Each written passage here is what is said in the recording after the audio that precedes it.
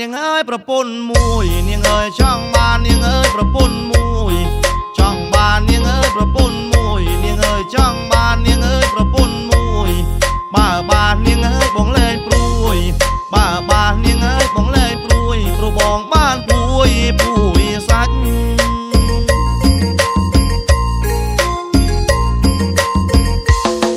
ចង់បាននាងអើយប្រពន្ធមួយចង់បានប្រពន្ធមួយនាងអើយប្រពន្ធខ្មែរចង់បាននាងអើយប្រពន្ធមួយចង់បានប្រពន្ធមួយគឺប្រពន្ធខ្មែរសាំងគេបងមិនយកទេសាំងគេបងមិនយកទេព្រោះបងជាខ្មែរពូជអង្គរ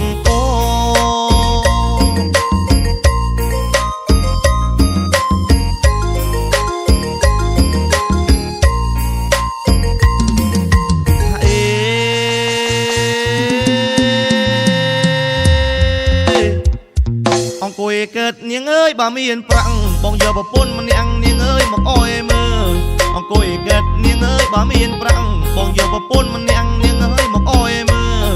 ការងារបងមិនអោយធ្វើ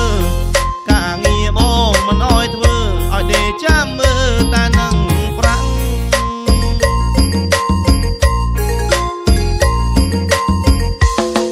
ចង់បាននាងអើយប្រពន្ធមួយចង់បានប្រពន្ធមួយពិបាកអត់ដល់ម្លឹង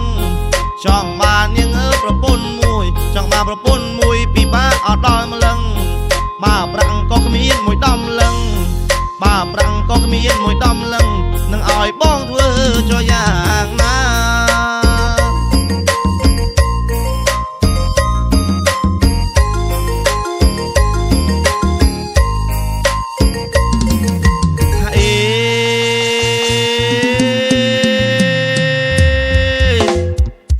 ចង់បាននាងអើយប្រពន្ធមួយចង់បានប្រពន្ធមួយក៏ព្រួយឲ្យយ៉ាងខ្លាំងចង់បាននាងអើយប្រពន្ធមួយចង់បានប្រពន្ធមួយក៏ព្រួយឲ្យយ៉ាងខ្លាំងបើសិនឲ្យយកប្រពន្ធប្រាំងបើសិនឲ្យយកប្រពន្ធប្រាំងមានធំសខ្លាំងក៏មិនយកដែរ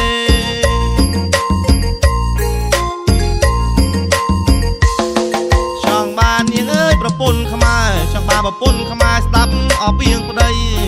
ចង់បាននាងអើយប្រពន្ធខ្មែរចង់បានប្រពន្ធខ្មែរស្ដាប់អពីប្តីគោរមនាងអើយប្រពៃណីគោរមនាងអើយប្រពៃណីតែចាតាំងពីបុរា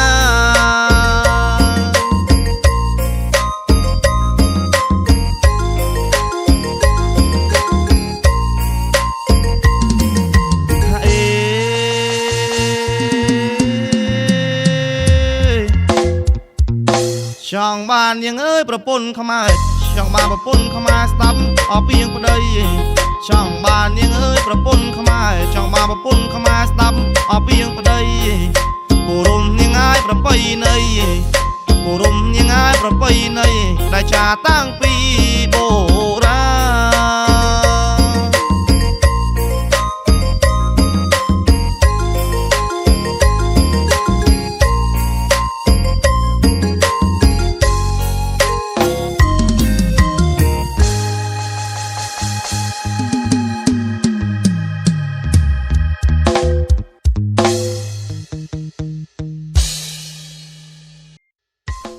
ឧបត្ថម្ភធំដោយ